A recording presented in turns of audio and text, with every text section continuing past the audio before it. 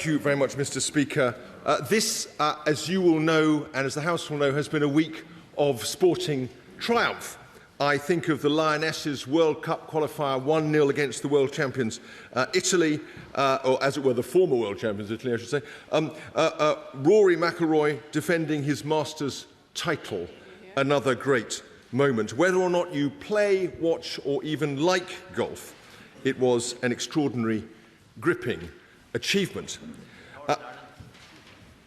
And from Northern Ireland to boot. An honest man facing his demons and triumphing. What a contrast with the Prime Minister's failure to answer or even to engage with the question at Prime Minister's questions. The last 4 Prime Minister's questions, Mr. Speaker, have focused on the Iran war, fuel duty, North Sea oil and gas and the defence review. Of the 24 responses given by the Prime Minister to the Leader of the Opposition, 23 have ignored the question and changed the subject. Yesterday, we even saw the Prime Minister hectoring you, Mr. Speaker, in your chair and on live television just for doing your job. That is a shameful record for which the Prime Minister should write to you and therefore, by implication, to this House and apologise. This behaviour is contemptuous, Mr. Speaker, of you, of the Leader of the Opposition, but of us all as MPs now and in years gone by.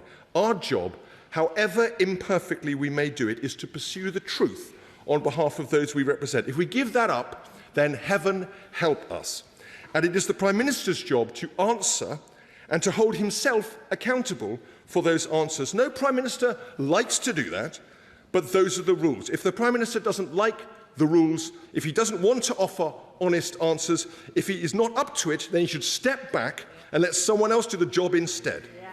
So I thank you, Mr. Speaker, on behalf of all of us for maintaining the traditions of this House. And I ask the Leader, first of my 3 questions today, if he shares my view that this behaviour is wholly inappropriate by the Prime Minister and disrespectful of this House. But this is just part of a wider problem of accountability and disrespect for Parliament, Mr. Speaker. My noble friend, the Lord Gilbert's parliamentary question of 16th of March asked the Government about authorised budget briefings to the media. Lord Livermore replied on the Government's behalf, consistent with these principles, there are occasions where the Government will trail and or announce policy ahead of a budget to provide context and help the public understand major fiscal events. Mr. Speaker, this is nonsense. The rules are perfectly clear. Major events must be announced first to this House. To do otherwise is a breach of the rules of this House, a flagrant violation of the Ministerial Code and a contempt of Parliament. Previous governments, as we all know, have done this on occasion since 1997 at least, and previous Chancellors of the Exchequer have been fired for inadvertent briefings to the media before a budget. But never before has it been a government's declared policy to ignore Parliament. The deeper constitutional point is, of course, that in our representative government system of government, the people is Parliament and Parliament is the people. Nothing good can come out of the attempt to undermine the British Constitution by this means. So I ask the Leader, secondly, to comment on this and to set out what he will do to get this policy of non-announcement of major measures withdrawn and revoked. And finally, Lord Robertson. He spoke of corrosive complacency of current political leadership, of putting our country at risk. He said, and I quote, "We cannot defend this country with an ever-expanding welfare budget. No one has more experience and expertise in defence across the whole of Parliament in both chambers." This man, the noble Lord Robertson, was a political activist for Labour since 1961. Just think of that, Mr. Speaker. The last person one could imagine wanting to offer public criticism of a Labour Prime Minister, let alone in these terms. A man Labour to his boots, but a patriot first. It's impossible to blame previous governments for this, Mr. Speaker. This government, this Prime Minister, created the Defence Review and they created the Defence Investment Plan. No one else. It is their choice and their decision.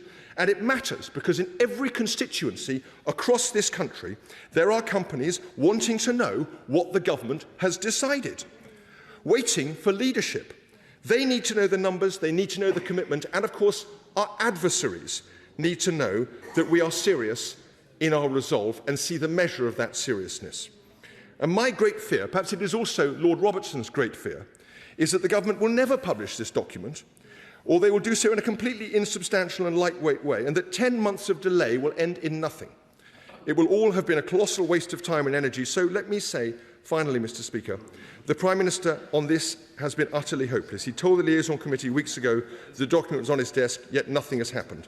I leave it to colleagues to judge the truth of his remarks. So I ask the Leader, thirdly, if he will give this House a cast-iron guarantee on behalf of the Government that the Defence Investment Plan will be published and not simply shelved and forgotten. The one-year anniversary is in July.